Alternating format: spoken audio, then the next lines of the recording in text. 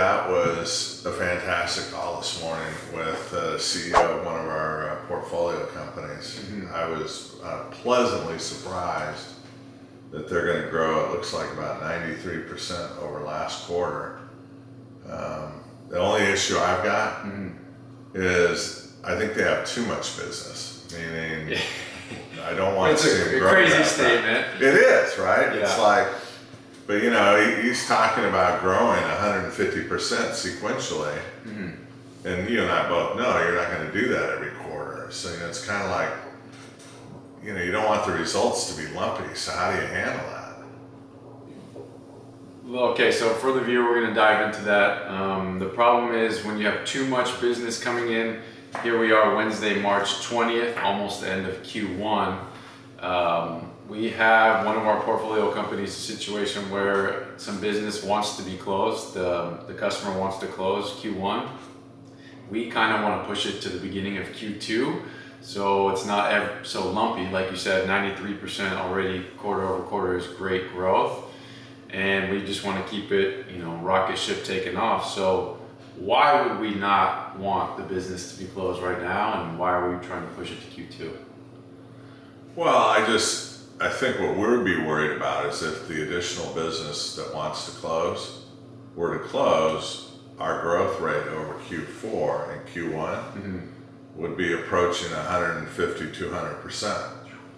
And I mean, that's great, but then how do you replicate it, right? And even if you could replicate it, right, you know, then do you get expectations that are a little lofty? Right. So, you know, what I always recommend that people do is try to manage that as best you can. Obviously, you have to take care of the customer, but if you can manage it where the contracts kind of come in a nice, orderly sequential growth rate, that's a good thing. But it doesn't always work, but it is important, right? Because it goes to expectations. You know, somebody looks at our company and says, wow, you guys are growing, you know, 100% every quarter. Well, you know, that implies that you're going to grow at, you know, some kind of like 400, 500, 600%. And then they have that expectation. And if you don't meet it, the investor's not going to be happy. Right. So what is one way of slowing that down? Well, one way you could do it is go to the customer and ask them to sign a contract now with a start date of, you know, April 1 or April 5th, so that the ARR comes in the second quarter instead of the first quarter. Right. So that's one strategy. Another strategy is you could actually break the contract up if you wanted to maybe have a less amount. But remember, it's not going to impact revenue, right, what you're going to record, but it's definitely going to impact the annual recurring revenue that you're showing folks. And as you know, the way we manage our portfolio companies is we focus on growing our ARR contracts each quarter. Because if we're growing those well, the rest will take care of itself. That's one of the key, if not the most valuable metric for software companies. And that's kind of what the bar is being set for if we're going to sell and somebody to purchase that company.